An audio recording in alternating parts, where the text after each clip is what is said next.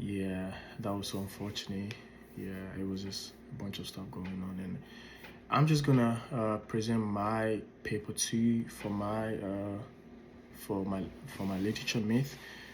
So what I'm gonna present is on my paper, which is the Kwekwanansi story that I wrote about. So Kwekwanansi, it's basically a Ghanaian name for spider. That is what we call it in it's called the Akan language, which is the Chi.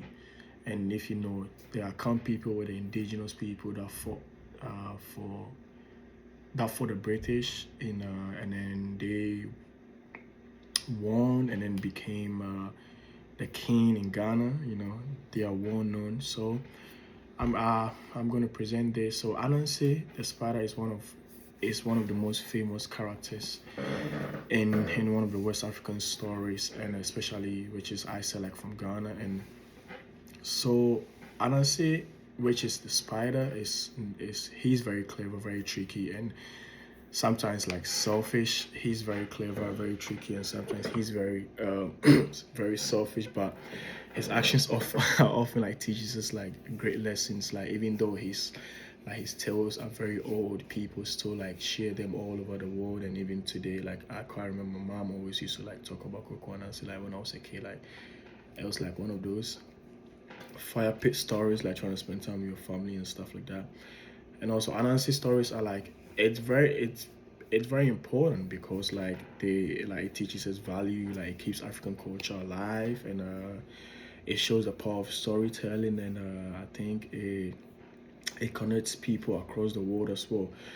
And also Anansi story teaches like lessons in like a fun way, like which I know one example is like the Anansi in the wisdom pot, like he tries to keep all the all the world wisdom to himself, like but he ends up learning that the wisdom should be shared among like his kingdom. So this story like it shows humans like weakness, greed, pride, and laziness, and but also it shows like growth and like how like greed can like actually cause you like your entire world to like fall, which I mean I'll kind of relate it to like today's world where like people don't really know how like being greedy and like can destroy like pretty much your whole life.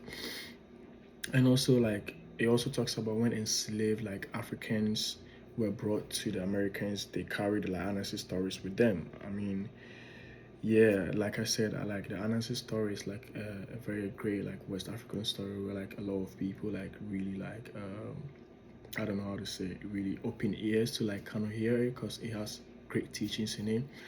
And also like places like in Jamaica, like the Anansi story became like a symbol of resistance. I mean, like people using brains to survive against like stronger power, and also like I would say comparing Anansi stories to other tricksters. I would say like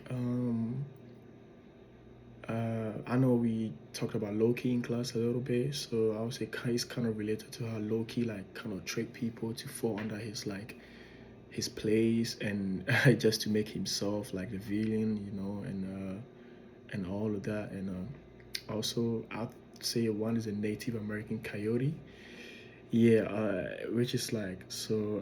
Anansi like breaks rules and challenges like the powerful, but he's also unique because like his tricks often help people to destroy them, and I think he values like cleverness over strength. Like Anansi, when like I said, Anansi is a spider. Like a real world who would think like a spider would be strong. So it's just like a fictitious like story that they talk about because in the real world we all know spiders are like not really strong, but it's just a storytelling that they just use their brain to just like trick the whole like to destroy people. And like this message of like him outsmarting rather than overpowering was especially meaningful during the slavery and colonization.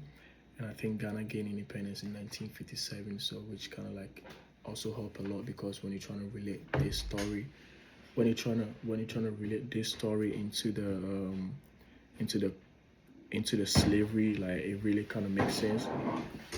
it really kind of makes sense. And also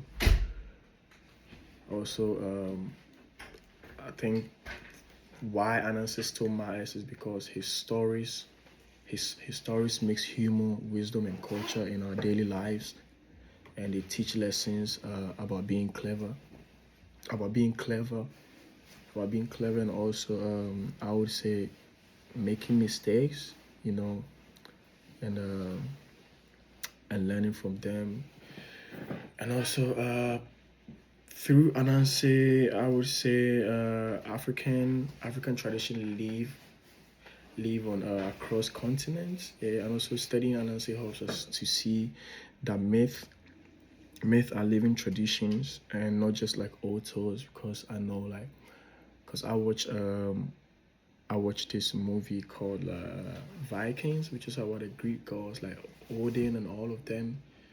So me like watching all those movies like kind of made me dive more into like the Greek culture, trying to learn about these Asian like gods like and all of them, Ragnar, Rodbrok, and it was a show that I really watched, which kind of exposed me more to like the Greek like culture, like the Greek myth, and I really enjoyed it. And also like the Anansi story, they show who we are and like where we came from and how stories shape our world. And also like I would say the Anansi story kind of reminds us like of knowledge is for sharing, not like holding. Because as we know, Anansi was really greedy in he was really greedy. He wanted to have the whole world's knowledge in one pot, and then you know how it ended up with like the pot fell down and it broke, and then it ended up like this. And everyone started getting knowledge because he was trying to challenge God. That why is it that God is the only one who has like the whole knowledge, and then he tricked people to just like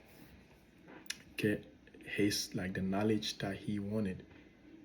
So, and then also I think the storytelling has a power to unite, teach, and inspire, and also even a small spider can make a big impact. So I would say, yeah, this is my presentation, and this is my Anansi story, and I would say like diving into this kind of like really made me realize how um, myth or the African myth, the Anansi myth story was kind of really great because it showed me a lot and it teach me how to like uh, not be greedy and also not to show weakness, you know.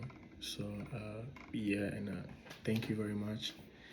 And once again, sorry for the inconvenience, and I really apologize for that. I wish I could control it, but I just couldn't. And thank you so much.